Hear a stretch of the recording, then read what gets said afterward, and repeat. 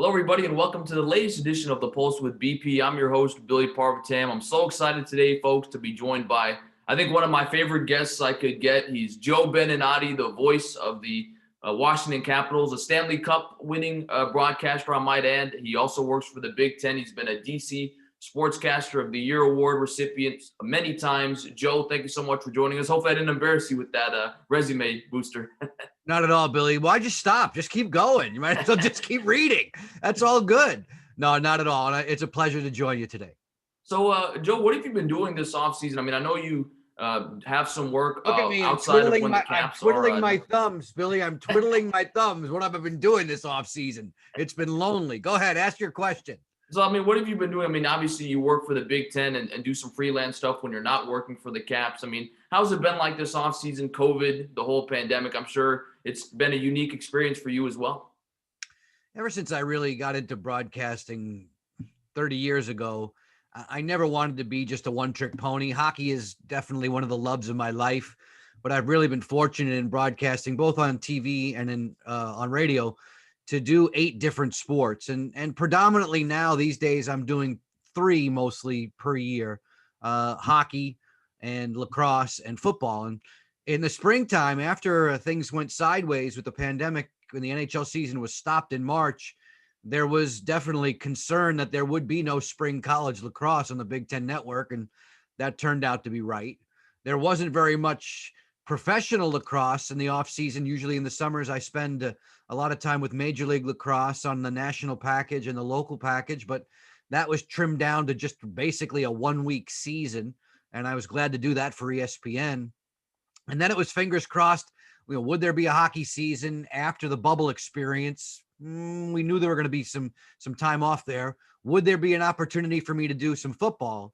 And the Big Ten Network's been very kind. And of the 8 weeks of the regular season that just concluded recently, they gave me 3 games. So I did a game at Rutgers. I did a game at Penn State. I did a game recently at Maryland. It's been lonely though, Billy, for the most part. I haven't been going to the gym. I haven't been going to the movies. I'm trying to stay away and do the right thing. And with all of these pandemic concerns and protocols, it's been really, really bizarre. Reading a little bit more than ever, watching movies more than ever. But I think you know me. I like to do my homework in sports broadcasting, and I haven't been doing enough of it. Last week, definitely so, getting ready for a Maryland Rutgers game on the gridiron. And now we'll wait and see if there's a Champions Week assignment for me on Big Ten. That'll be next. And after that, then we start fingers crossed, hoping that we ramp up to the NHL sometime in January. For sure. Let's go back to more happier times. You're a Long Island native. I read you grew up listening to Marv Albert. How did you know when you wanted to become a sports broadcaster? What was that first moment like? Just like you, Billy, I knew that I wanted to be a broadcaster. I went to school. I wanted to be an orthopedic surgeon. It's true. I mean, I have a degree from one of the best schools in the country in biology, and it was going to be from Bowdoin College to Harvard Med School, and off you go. It didn't turn out like that. I still have the biology degree, but my interests were quickly turned to broadcasting, and we can talk about that. But you asked about growing up on Long Island. My dad was a New York City firefighter, loved the Rangers. And when I was 7, 8 years old, I'd be tucked away in my bedroom, and Dad would be sure to watch the game only about 10 feet away in a little den about 10 feet away from where my bedroom was. I left the door open, and you could hear Marv, and you could hear Jim Gordon. And every time the Rangers would score, I, who was pretending to be asleep, would run into my room, sit down next to my dad, watch the replay, and then sneak back into bed before Mom caught me out of the bedroom, not sleeping. And my dad was wonderful that way. He was so good. Whatever sporting event he wanted to watch, he made sure he watched in that room close enough for me to listen and hear the highlights. And that's really, I guess, where my broadcasting interests started. Marv Albert was fantastic on the radio, great on TV. I just remember almost falling asleep to Marv on radio, whether it be Rangers or Knicks. And to have the opportunity, once I became a professional broadcaster, to be friends with Marv's son, Kenny Albert, who's been sort of in lockstep with me the last 30 years in broadcasting, to actually interview Marv when I was an American Hockey League broadcaster with the Maine Mariners and the Providence Bruins. And Marv treated me like I was a 20-year pro. I'll never forget that day. Just those are some of the influences. There are a whole bunch of them, but I guess I had that bug. I should have known when we were playing street hockey or when we were playing pickup basketball or touch football. I was the dum dum who had all the names in his head, and I'd be calling the game while we were playing. Hey, Joe, can we be the 76ers and the Celtics? And I knew all the names, and I'd be calling the game. Hey, can we be the 49ers and the Giants? And I would call the street hockey. Can we be the Bruins and the Flyers? And I'd be calling the game. So I should have known when I was 7, 8, 9, 10 years old that little bug was within me. But honestly, when I was 14, 15, all I wanted to do was help people, be a doctor. I was a good student. I love sports. I wanted to be an orthopedic surgeon. I wanted to help athletes. I wanted to, repair shoulders and elbows and knees. And it didn't turn out that way. I went to school. I got hurt my freshman year. I was a goalie in lacrosse. I was a goalie in hockey. I got hurt my freshman year. I couldn't play. Buddies of mine were DJs on the campus radio station. Hey, can you help us describe these hockey games? You mean like call play-by-play? And they're like, yeah. And then all of a sudden, Billy, in my mind, I went back to being 8, 9 years old. And I did 2 or 3 games on the radio. And I don't know how, but there was a cable TV station in Brunswick, Maine, Casco Bay Cable. I'll never forget it. And I don't know how they got my phone number, but they called me up at school and said, hey, we heard you on the radio. You're pretty good. Do you want to do this on TV? Sir, I'm 17 years old. Oh, don't worry about that. Do you know anything about football? Do you know anything about basketball? I'm like, yeah. He goes, we do lots of high school football and basketball. You could do those games for us too. I'm like, are you offering me 3 sports on TV before I'm 18? He goes, yes. I said, you got a deal. And that's really where it started. So from Long Island to the Capitals, where you've been here in the nation's capital since 1994, how did this opportunity come up? 1994 seems like it's forever ago, but then at the same time, it feels like those 26 years go by in a blink. I was working in the American Hockey League. I worked first in Portland, Maine, with the Maine Mariners, and then the Providence Bruins. The team in Maine moved to Providence 3 years into my run there. Graciously and thankfully, they took me with them to Providence. And while I was with the Providence Bruins, both of the affiliations were American League affiliates of the Boston team. There were a couple of folks who were really instrumental in getting me on board. On the Capital side, it was Ed Quinlan, who lived in the New England area, was familiar with my work. Ed was with the Capitals at the time. Ross Brooks was with the Providence Bruins at the time. Those two were friendly. When there was an opening, Jeff Rimmer, if you remember Jeff, who's presently the TV announcer in Columbus, Jeff was with the Caps for quite a while.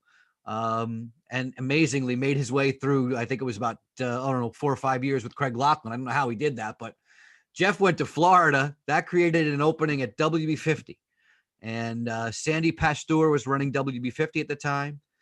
I had 5 years of American League experience. I put in my demo tape and resume. Ross Brooks made a call to Ed Quinlan. The Caps were interested, and they made it a full-time job. So if you remember at the time, the rights holder was Home Team Sports, which is now NBC Sports Washington, but Home Team Sports, which became Comcast Sportsnet, which is now NBC Sports Washington. Home Team Sports would do 60 of the games. WB50 would do the other 20, 22. It was a split package then. So I was going to leave one of the best radio networks in the American League in Providence for really only a 20-game TV package. I was unsure about that, but the Caps called and said, no, Joe, we want you to be full-time. So they brought me in to sit. Originally, the plan was for me to sit 60 games with Ron Weber, the original radio voice of the Caps, in the games where I wasn't doing television. If you think back and remember, Billy, and I'm guessing this is before you were born, my friend. Scary that I say that. That first year was, hey, congratulations, welcome to the NHL, lockout. So I leave, I get down to DC, and in September, October, there's no league. They didn't start until January. So I lost about 15 of my 20 games. But that was the time where I started. My first TV experience would have been 1995 in January at the Montreal Forum. Not bad. Patrick Waugh shut out the Caps. I'll never forget that. And I worked a bunch of games with Ron. And then a couple of years later, the decision was made by the folks at HTS to go with Joe Beninati, Craig Laughlin, Al Koken, play-by-play color sideline. And we've been that way for, 23 years. And how's it like to work with those guys? I mean, I think it's fair to say you probably spend more time with those guys most of the year than you do with anyone else. I mean, how's it like to develop a relationship with Craig Laughlin in particular? You used the word perfectly there, Billy. It's relationship. And, we're in the middle of a pandemic. We're not working, if at all. And these are my best friends. They're my coworkers. They're my colleagues, but they are my best friends. And I'm not getting to see them nearly as often as I'd like. It's great to be in a room with Locker, with Al Koken, with Alan May, with Rob Carlin, with all of our producers and techs. They're family. You said relationship. I mean, Craig Laughlin is one of my dearest, closest friends. All of those guys are. And Locker and his family have treated me like family for the 25 plus years that I've known him. So that's a wonderful experience. It's a really, really fortunate one because in our business in radio and TV, you don't often get to spend a quarter of a century in one spot. I was really lucky. When I was working in the American Hockey League, I set a goal to make it to the big leagues, to the NHL, before I was 30.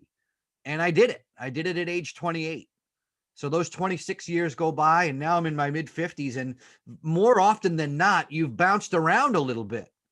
I haven't had to do that. I've been wonderfully welcomed here in Washington. I can't thank the fans, the organization, and the TV stations enough.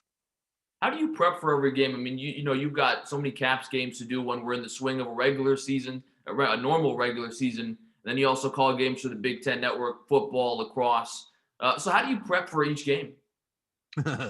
Which one do you want to start with? Let's start with hockey. Let's go with hockey. You're at a lot of practices, okay? So if you're doing what I'm doing as a play-by-play announcer, basically, if we were in your Hockey 101 broadcasting class, the play-by-play announcer is responsible for what, where, and when.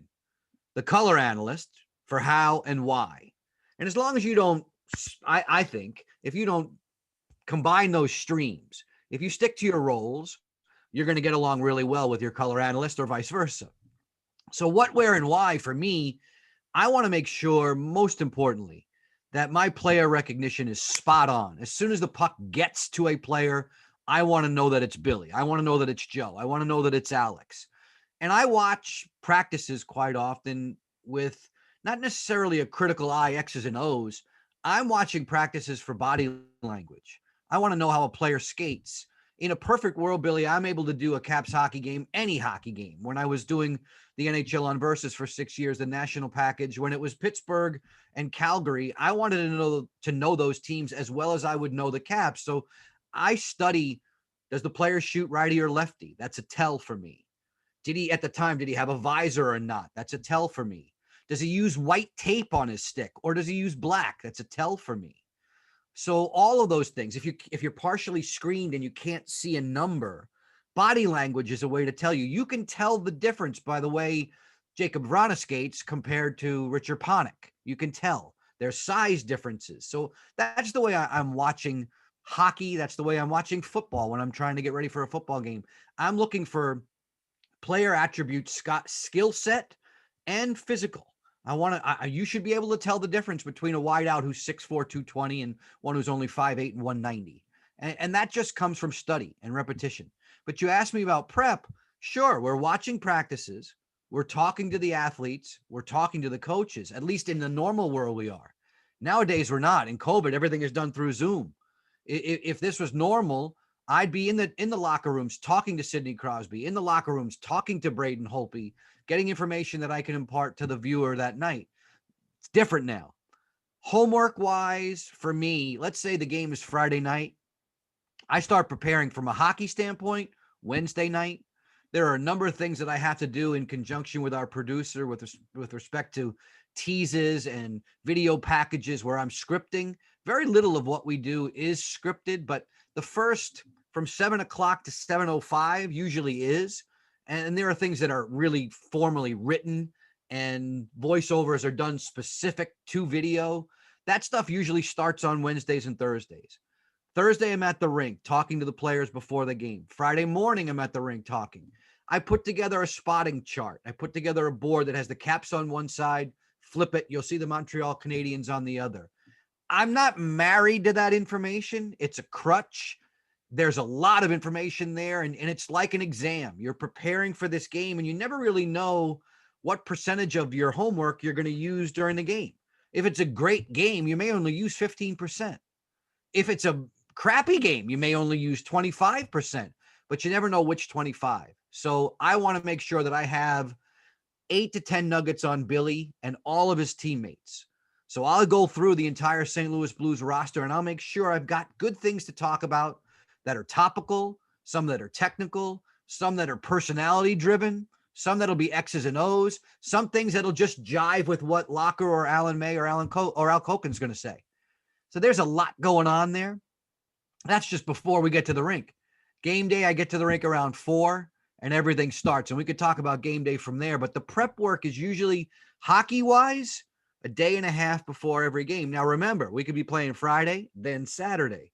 You could play 3 games in 4 nights. So your homework starts to stack up.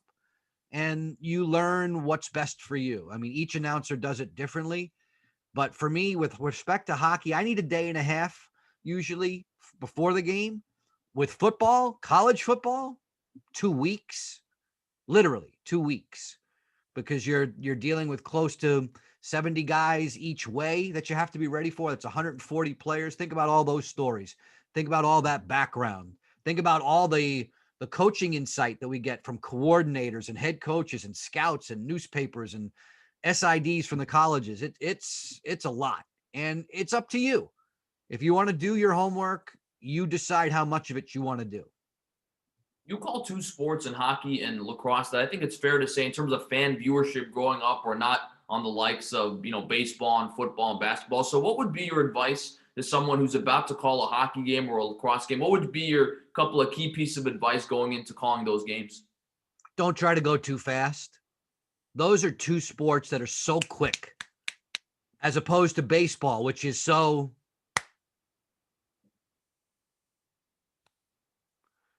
one of the reasons why I love doing baseball, Billy, because it challenges me in a different way. And more often than not in baseball, the best announcers are doing what? They're shutting up. It's hard for young announcers. It's hard for announcers who've done it for me, like me, for 3 decades. It's hard to know when to let we're talking about TV, to let the pictures talk for you. Hockey and lacrosse, the tempo is so fast. I think the most important thing with respect to young broadcasters is if you're going to do hockey and lacrosse well, you have to make a really fast sport sound slow and under your control. And that takes a lot of repetition. That takes a lot of time. Also, what medium are you working in? If you're doing it on radio, it's going to sound different than it does on television, because you need to be a little bit more thick in your description. It's got to be more descriptive on radio, lefts and rights, highs and lows, as opposed to on television when you can get away from the direction so much of it. But more than anything, first thing is don't try to be too fast. That puck, that lacrosse ball moves so quickly. If you try and fit in too many words, you'll get caught. You'll tire yourself out. The other thing people don't realize is, it's almost like it's theatrical. You're a singer on stage and you're trying to do this for 2.5 hours. You need to find a rhythm, a cadence, a pace that you can maintain, a voice that you can maintain that cuts through for 2.5 hours. It's quite a workout. And the first time people do it, they're amazed at, oh my God, I was out of breath. I was tired. It wiped me out. Sure it did. And now imagine doing it 82 times. Or in baseball, imagine doing it 160 plus times. You really have to become a vocal athlete, and that takes time. But with respect to hockey and lacrosse, thin your description out, slow it down, find that right rhythm and cadence, and really focus on player identification. I don't want to hear number 16 in white has the ball. No, I want you to know who number 16 in white is. For sure. And I have to ask you about that 2018 Washington Capitals team that finally won the Stanley Cup after years of heartbreaking losses, disappointing ends to seasons, losing to teams like the Penguins and the Rangers. What was that like for you to finally cover a championship team as they defeated Las Vegas to win the Stanley Cup? Ooh, amazing, incredible, and about 50 other adjectives that I could add. The experience was wonderful because you had been, for me in that case, you had been with the team for so long. You had seen all the ups and downs. You've had the privilege of describing those to Capitals hockey fans for so long, and for them to figuratively get over the hump, reach the mountaintop once was incredible. I'll share a story though with you, Billy, because it was the night of, I think it was June 7th, 2018, is a night that I'll never forget for a lot of reasons, but it was a conflict of emotions that I've never, ever experienced before. If you and your viewers and Caps fans know, NBC Sports Washington only gets to do the first round of the Stanley Cup playoffs. After that, it goes to the networks full time. I had mentioned that I had done the NHL on Versus from 05 through 2011. And in that instance, I was allowed to work all the way up until the conference final, regardless of it being the Caps or whatever. So those were incredible experiences from a broadcasting perspective. But as far as play-by-play for the Caps was concerned, it was done for me after Washington rallied to beat Columbus in 2018. The network is great. They put me and Locker and Alan May and Al Koken involved in pre and post game shows in round 2. And in that case, round 3 and round 4, which was fabulous. So I was on the road with the team in Tampa for the conference final. I was on the road with the team in Vegas for the Stanley Cup final, but I wasn't doing what I love best. I wasn't calling the game play by play. I was a pre and post game analyst, reporter, if you will, interviewer, which was tremendous. It was still a chance to be somewhat connected to an incredible run. But on June 7th, 2018, with 5 minutes to go, and the Stanley Cup is literally wheeled out of its case right in front of me while I'm in the bowels of T-Mobile Arena, opened up and polished, I'm starting literally to tear up, Billy. It was amazing because, my God, they're actually going to do it. They're going to physically win the Stanley Cup, and the fans are going to feel so much joy. And I felt incredible joy for the fans, for the players who have been so cooperative to me, to owners, to management, to all of those connected with the Caps. This was going to be tremendous, but I am conflicted because 2 minutes to go, 60 seconds to go, 30 seconds to go. What would it have been like to have actually called that experience?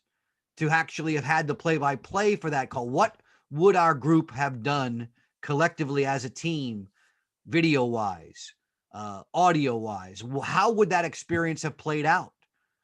The fact that I didn't get that chance was driving me batty.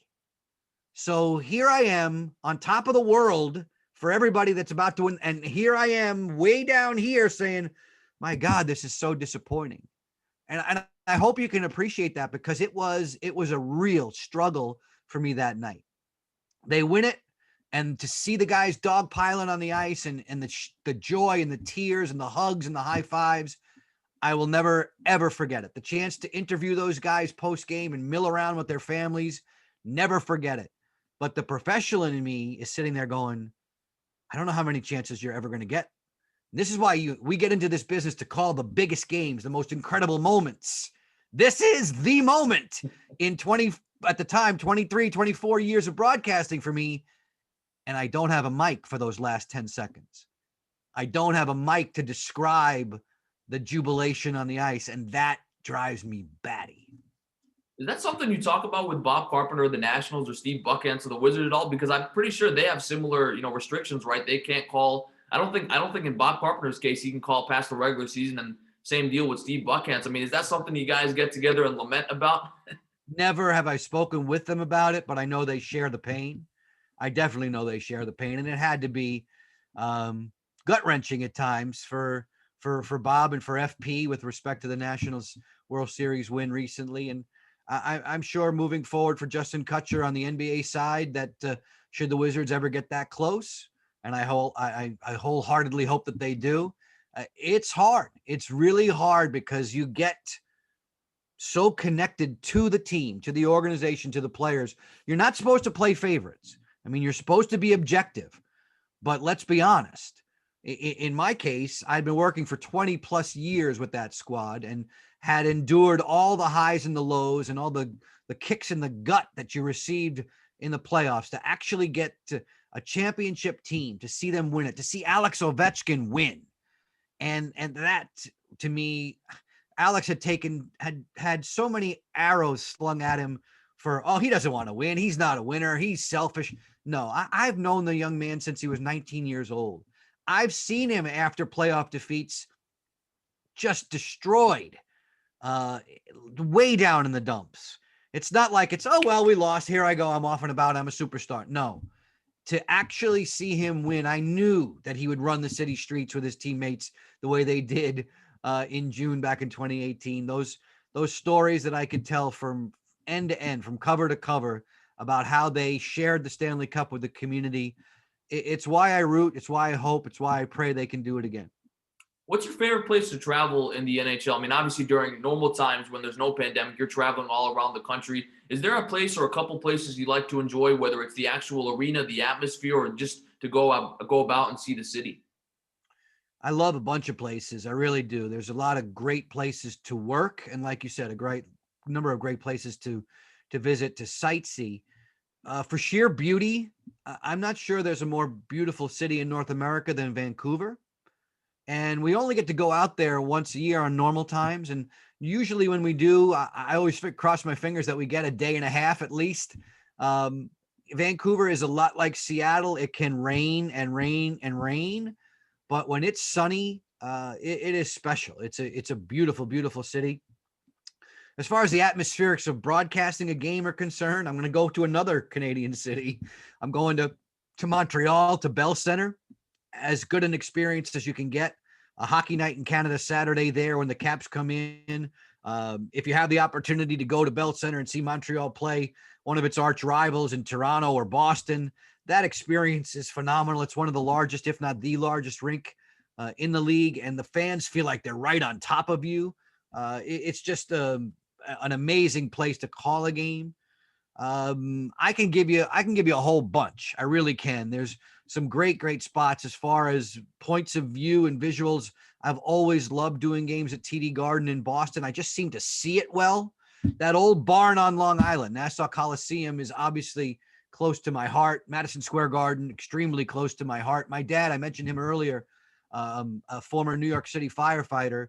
My dad and three other buddies shared 2 season tickets to Ranger games. So I would go there when I was 7, 8, 9, 10 years old.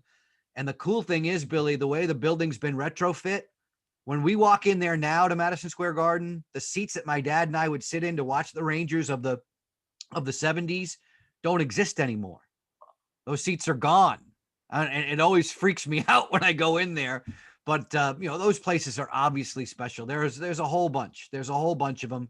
I love LA, Staples Center, where they have this enormous arena, but they figured out a really nice way to put the broadcasters in a location where your point of view is pretty good. Some rinks nowadays, the new ones, and again, I'm not throwing stones at anybody, but the new rinks in Edmonton, relatively new rink in Pittsburgh, relatively new rink in New Jersey, those broadcast locations might as well be on the moon. And right now at age 55, we're doing okay sightseeing wise, but 20 years from now, whoa, that's going to be tough. How do we grow the sport of hockey in the United States? I mean, Joe, you know better than anyone being an NHL announcer. It seems like the Caps have a pretty passionate fan base, but in the country of the United States as a whole, I mean, how do we grow it to where it's among the same levels of popularity as football, basketball, and baseball? You have to make it affordable so that young kids can play it. And I think the NHL is doing that. And I think a lot of the 31 teams, 32 teams, when Seattle comes in, there are a lot of grassroots initiatives that are taken and that have to be taken. And the teams, the franchises themselves, they know, they invest money, they outfit young teams and athletes, young boys, young girls who can experience it and not bear the burden of a very, very expensive sport to play. It really is. The equipment is expensive. The ice time is expensive. We know that. And I'm forever grateful to my mom and dad. When I was 5 years old and I learned to skate at Comac Arena, I'm forever grateful to my mom and dad for driving me all over the place. I was a pretty good little goalie. I really was. And they would take me on travel teams all up and down the Eastern Seaboard. And hockey families, hockey moms and dads are incredible like that. And your day would start at 5 a.m, by the way, just to get on the ice at a reasonable times where you wouldn't be spending so much money. I used to practice, Billy, when I played with a junior team. I was 16 years old. I played on a junior B team. Our practices, no BS, were 3 a.m. Wow. Ronnie Ferraro would drive up, honk the horn at 1:30. My dad would want to kill him. I would wake up, sort of be partially awake anyway, run down, we get dressed. Our practices were at 3. We were off the ice at 4:30. I'd be having breakfast around 5:30. I'd be on the bus going to school. And then, by the way, after school, I practiced with my high school team. So I go back to the same rink and slip into the still soggy equipment. But that's what hockey families do. That's what hockey players do. Once you get bitten by that bug, it's forever in your system. So we need to initiate more people, as many people as possible, to make it easy for them to pick up a hockey stick, to lace up hockey skates and play. And I think that's been something that's been going on for years. And it's starting to take hold, because all of a sudden now, not only am I having fun announcing sons of players whose dads I called in the 90s, which is great. It also means I'm getting older, but it's great. It's also wonderful for me to say, hey, wow, look at Billy from Texas. Look at Austin Matthews from Arizona. Look at so-and-so from Missouri. Places that you wouldn't necessarily consider hockey hotbeds. It was always Michigan, Boston, those types of places, obviously Canadian cities and all in North America. But now we're seeing more and more top athletes choose the sport. All of a sudden, wow, how many kids from California have made the NHL? How many more are coming from Texas? Where automatically, if you were a great athlete in Texas, boom, it's football. I understand it'll always be football. But there are more and more fine young athletes, boys and girls, playing hockey in Texas now than ever. And Arizona, and down south in Florida, and places where you wouldn't assume that hockey was going to be loved. And it's getting there. And it will get there. And then we need to translate it better on the air. And we're always forever working to try and make the telecasts as appealing as possible, as informative and entertaining as possible. But more than anything, we have to be educational sometimes. Still, even though, the NHL is more than 100 years old, even though the NHL's been in this market here in DC since 1974, you still have to be educational. There are still people who are just picking it up for the first time or falling in love with it. And once they do, we'll keep them invested. And on that same note, what's your advice, Joe, to young broadcasters who are trying to make it during this pandemic? I mean, you mentioned how this pandemic has affected your work style. So what's your advice to young broadcasters trying to up and come in the business on how they navigate this really unforeseen circumstances that we've never really dealt with as a society? One thing I always like to tell young announcers, men or women, learn how to write well. If you learn how to write well, I think it helps you in a public speaking standpoint, because you learn how to put together an agenda. And once you do that, I think that helps you work off the cuff just as well. And I think writing creatively helps us with all of our descriptive patterns, whether it be on radio or on television. A command of the language is so important. More than anything, Billy, during a pandemic, we're not getting reps. So you almost have to pretend. And I always ask young announcers, give me 15, 20 minutes a day trying to perfect what it is that you want to do. If you're a great basketball player, you're going to shoot free throws over and over and over. You're going to shoot threes over and over and over. If you want to be a quarterback, you're going to be throwing to targets over and over and over. Okay, I want to be a really good play-by-play announcer. All right, I want you to focus on not just one sport. I want you to focus on more than one sport. And, well, Joe, I'm in college. I'm in high school. I can't get on a microphone. Okay, grab a tape recorder, grab a recording device, put the TV on, Mute the announcers who are doing the game, and you do that game. 15 minutes a day, 20 minutes a day. You make up the rosters, or if you want, research the rosters online. You can do that. Find out who's playing in that game, and you make believe you're Joe Buck that day, calling the NFL on Fox. You make believe that you're Dan Schulman doing the baseball game. You make believe. You have to make believe. You have to get, this is the way we practice.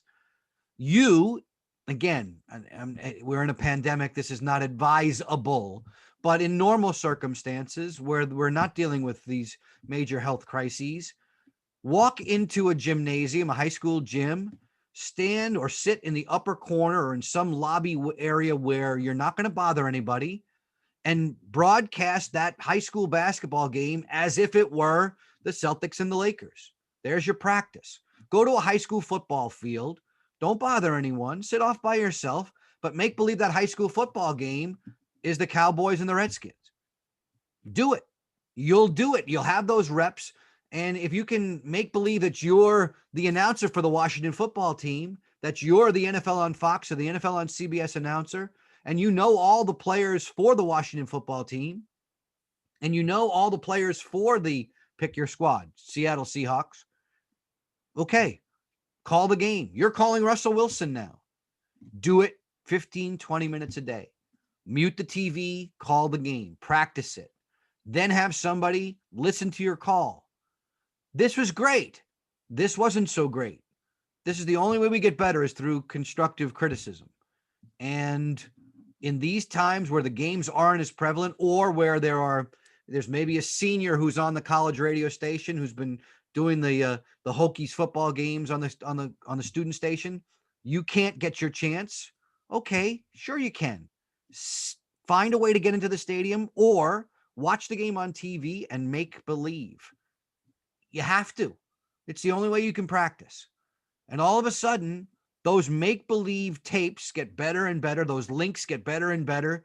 And when it's time to apply for a lower-level job, a college-level job, a development league job, well, I'm not on the air. I'm not fortunate enough to call the Washington Capitals, but here's the way I would do it. And all of a sudden, people, if they have a good ear, they'll be like, Billy has talent. And maybe I should take a chance on that announcer. That's the only way you're going to do it.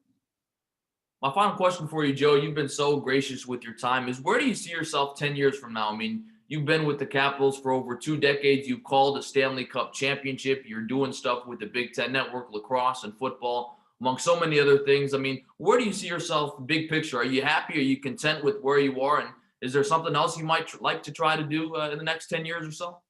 I am happy where I am. Content is something different, because we all set goals for ourselves. I have no interest in leaving the Washington Capitals. I want to make sure I say that directly. There's always been the mindset that I would love to do multiple sports at the national network level. I've referenced twice during our time here the NHL on Versus. That for me would have been the way that I would have been most content. Those 5 or 6 years, I was working an awful lot. I mean, that's another story for another day, but I was doing the Caps locally and I was doing the league nationally. So that was, as far as being fulfilled, that was a fulfillment that was very, very busy, but worthwhile. And it soothed me because my goals were to always do the biggest and most important games. And I almost got there. Doc Emmerich was the number one. And at that time I was slotted right behind him on that ladder. And it was, for me, I think my best time working nationally. I would love to do more national work in football. I do national work quite often in lacrosse. Obviously lacrosse is not one of the 4 majors. But I would love to get back to the national level with the NHL. That hasn't been the case in the last 10 years. And I don't hold any grudges. I keep working. Billy, I haven't done my best game yet. I still haven't. I've done, I'm sure, over a couple thousands of games. I haven't done my best one yet. I'm always my worst critic. I'm always trying to do better. I'm always watching the games that I do to try and, like I said, critique myself and improve myself. What could I have done differently in certain situations? It's one of the beauties of this job. It's not scripted. You never know what you're going to see. So it's not like being a great play actor or a great actor on the screen where you have lines and yeah, you ad lib, but for the most part, you're sticking to a storyline and a script. Sports, from a play-by-play aspect, wonderful. Every day you show up, it's a new experience, and I want to get better and better. So 10 years from now, with that much experience, even more added on, I want to be involved with the Washington Capitals. I sure do. But I hope that I can advance myself back into that national TV picture, especially with the sport that I love the most. And I'd be kidding you if I said hockey wasn't my first love. Yeah, it's great when you get a chance to do a college football game on a Saturday night in Lincoln, Nebraska, and there's 95,000 people going. That experience, that pump is pretty amazing. Hockey's my love. I want to get back to doing it at the national level as well as the local level. Personally, Joe, I hope that you're with the Capitals until the end of time. And I want to thank you so much for this conversation. It's been such a treat, and I've loved hearing all the stories you have to share. So, Joe, thank you so much for your time. Can't tell you how much I appreciate it. Billy, my pleasure. Best of luck to you. That's Joe Beninati, voice of the Washington Capitals. He's also on the Big Ten Network. Thank you so much to him for joining us today on the latest edition of The Pulse with BP. That's all we have for now. We'll see you next time.